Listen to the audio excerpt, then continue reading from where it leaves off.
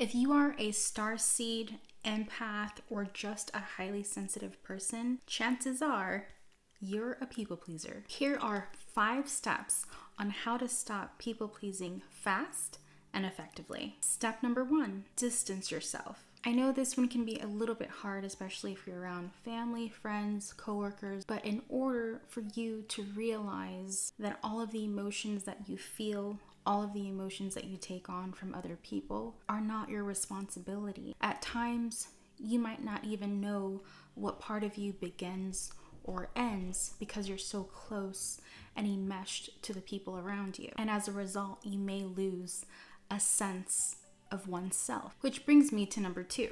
Go within and identify those core rooted beliefs that may have been caused by traumatic events during your childhood, resulting in unknown triggers that you may have. For instance, maybe you can walk in a room, you can sense the energy and the vibe, and at a young age, you learned instead of going against the grain or going within yourself, you decided it's your responsibility to make sure that this person may not lash out on you. This is a form of people pleasing. And yes, at the same time, this is a coping mechanism along with a trauma response. Which brings me to number 3, seek trauma-based therapy if you haven't done so already. A lot of the times we do go seek therapy and turns out that the person who is treating us doesn't necessarily know how to treat a patient that has trauma. If you don't know what type of questions to ask them, even if they do say yes that they are experienced,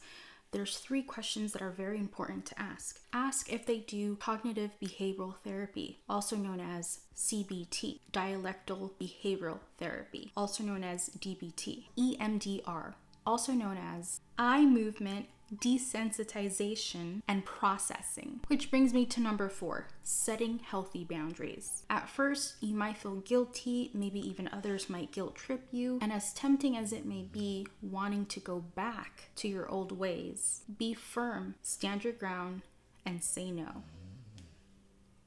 When you do this, you will notice who your true friends are. Number 5, only say yes if you really want to, or if you actually mean it. As you incorporate these steps into your healing journey and your healing path on setting those healthy boundaries and realizing that people pleasing is a sort of codependency dynamic that has been deep-rooted from trauma response, coping mechanism. So don't be too hard on yourself. Be flexible, compassionate, and kind to yourself throughout this process.